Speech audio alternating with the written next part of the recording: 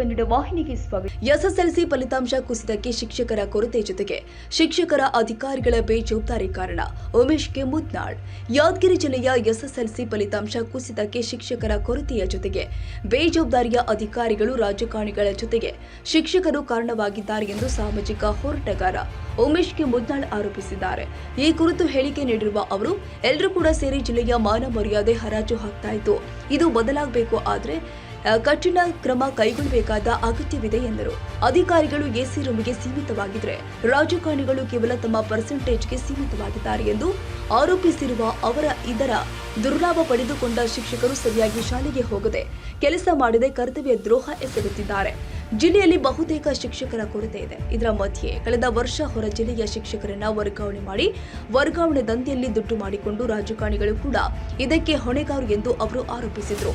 ಕೆಲವು ಶಿಕ್ಷಕರು real estate ದಂಧೆ ಮಾಡುತ್ತಾ ಶಾಲೆಗೆ ಚೆಕ್ಕರ್, ರಿಯಲ್ ಎಸ್ಟೇಟ್ ದಂಧೆಗೆ ಹಾಜರು ಮಾಡುವುದು ಮಾಡ್ತಾ ಇದ್ದಾರೆ. ಇನ್ನು ಕೆಲವು ಶಿಕ್ಷಕರು ಅತಿಥಿ ಶಿಕ್ಷಕರನ್ನ ಬಳಕೆ ಮಾಡಿಕೊಂಡಿದ್ರಿಂದ ಗುಣಮಟ್ಟದ ಶಿಕ್ಷಣ ನೀಡಲಾಗದೆ ಇದ್ದುದು ಇನ್ನೊಂದು ಕಾರಣವಾದರೆ, ಅತಿಥಿ ಶಿಕ್ಷಕರ ಮೇಲೆ ಜವಾಬ್ದಾರಿ ಹೊರಿಸಿ ತಮ್ಮ ಬಡ್ಡಿ ವ್ಯವಹಾರ ರಿಯಲ್ ಎಸ್ಟೇಟ್ ದಂಧೆಯಲ್ಲಿ ಮುಳುಗಿರುವುದು ಶಿಕ್ಷಣದ ಕೊರತೆಗೆ ಕಾರಣವಾಗಿದ್ದು, ಇದು ಫಲಿತಾಂಶದ ಮೇಲೆ ನೇರ ಪರಿಣಾಮ ಬೀರಿದೆ ಎಂದರು.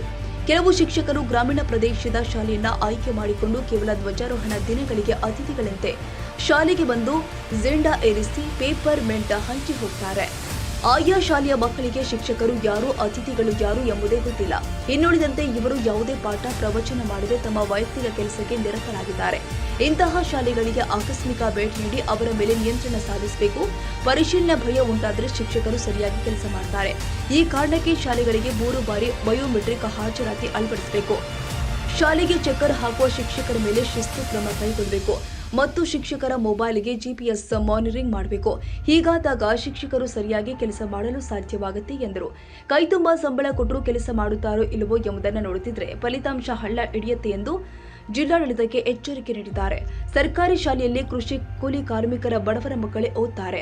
ಇಂತಹ ಮಕ್ಕಳ ಕಲಿಕೆ ಮೇಲೆ ದುಷ್ಪರಿಣಾಮ ಆಗಲು ಅಧಿಕಾರಿಗಳು ಮತ್ತು ಆ ಶಿಕ್ಷಕರೇ ಕಾರಣವಾಗಿದ್ದು, ಇವರನ್ನ ನಿಯಂತ್ರಿಸುವ ಕೆಲಸ ಆಗಬೇಕು ಅಂತ ಅವರು ಒತ್ತಾಯಿಸಿದ್ದಾರೆ.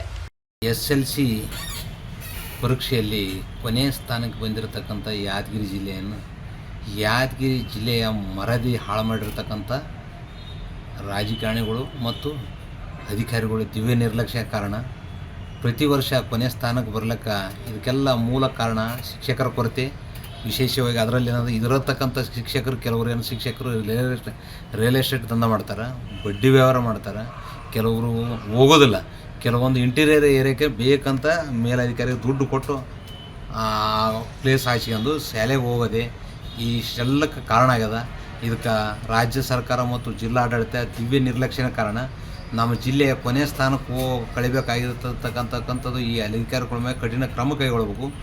ತಾಲೂಕು ಅಧಿಕಾರಿ ಮತ್ತು ಜಿಲ್ಲಾ ಮಟ್ಟದ ಅಧಿಕಾರಿಗಳು ಆಕಸ್ಮಿಕ ದಿಢೀರ್ ಭೇಟಿ ನೀಡ್ತಕ್ಕಂಥ ವ್ಯವಸ್ಥೆ ಆಗಬೇಕು. ಯಾವುದೇ ಸ್ಕೂಲಿಗೆ ಭೇಟಿ ನೀಡದೆ ಕಚೇರಿಯಲ್ಲಿ ಕೂತ್ಗಿಸಿ ಕಾಲಹರಣ ಮಾಡ್ತಕ್ಕಂಥದ್ದು ದುರದೃಷ್ಟಕರ. ಇದಕ್ಕೆಲ್ಲ ಮೇನ್ ಕಾರಣದು. ದಿನನಿತ್ಯ ಎಲ್ಲ ಸ್ಕೂಲ್ಗಳಿಗೆ ಆಕಸ್ಮಿಕ ಭೇಟಿ ನೀಡಬೇಕು. ಅಲ್ಲಿ ಯಾರ್ಯಾರು ಹೋಗಿಲ್ಲ ಅವ್ರ ಮೇಲೆ ಕಠಿಣ ಕ್ರಮ ಕೈಗೊಳ್ಳಬೇಕು. ಈ ಜಿಲ್ಲೆಯ ಕೊನೆಯ ಸ್ಥಾನ ಇರತಕ್ಕಂಥದ್ದು ತಪ್ಪಿಸ್ತಕ್ಕಂಥ ಕೆಲಸಕ್ಕೆ ಪ್ರಾಮಾಣಿಕ ಪ್ರಯತ್ನ ಮಾಡಬೇಕು ಹೊರತಾಗಿ ಅದರಲ್ಲಿ ಬಿಟ್ಟು ಕೇಸಿ ಇವರು ಏನದ ಕಚೇರಿಯಲ್ಲಿ ಕೂತು ನಮಗೆ ಅದಕ್ಕೆ ಸಂಬಂಧ ಇಲ್ಲ, ನಮ್ಮ ಮಕ್ಕಳನ್ನೇ ಇಲ್ಲ ಅಲ್ಲಿ ಅಂತಕ್ಕಂಥದ್ದು ದೃಷ್ಟಿಯಿಂದ ಇವ್ರೇನು ಮಾಡ್ತಾರೆ, ಬೇಜವಾಬ್ದಾರಿತನ ಮಾಡಿ ಕೇಸಿ ಇರ್ತಕ್ಕಂಥ ಶಿಕ್ಷಕರನ್ನು ವರ್ಗಾವಣೆ ಮಾಡಿದ್ರು. ಅವಾಗ ಈಗ ಯಾವುದು ಅತಿಥಿ ಶಿಕ್ಷಕರು ತೊಗೊತಾರೆ, ಅವರು ನುರ್ತಂಥ ಶಿಕ್ಷಕರು ಬೇಕು.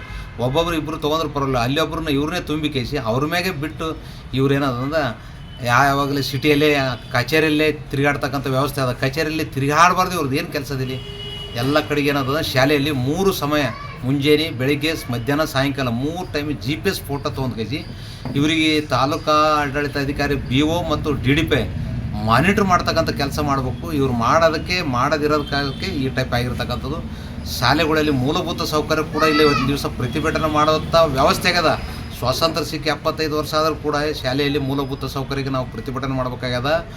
ಮಕ್ಕಳು ಕೂಡ ಶೌಚಾಲಯ ಎಲ್ಲ ಕುಡಿಯ ನೀರಿಗೆ ಪ್ರತಿಭಟನೆ ಮಾಡುವಂಥ ಪರಿಸ್ಥಿತಿ ನಿರ್ಮಾಣವಾಗಿದೆ. ಇವು ಕಚೇರಿಯಲ್ಲಿ ಕೂತು ಇವು ಅಧಿಕಾರಿಗಳು ದಿವ್ಯ ನಿರ್ಲಕ್ಷ್ಯ ಕಾರಣ ಮುಂದಿನ ಸಲ ಹಿಂಗೇನೋ ಆಗಿದ್ರೆ ಅದಕ್ಕೆ ನೇರ ಇವರೇ ಹೊಣೆ ಬರಬೇಕಾಗ್ತದೆ. ಇವರು ವರ್ಗಾವಣೆ ಮಾಡಿಸ್ಬೇಕು, ಇವ್ರ ಮೇಲೆ ಕಠಿಣ ಕ್ರಮ ಕೈಗೊಳ್ಳಬೇಕು ಅಂತಕ್ಕಂಥದ್ದೇ ನನ್ನ ಆಗ್ರಹ.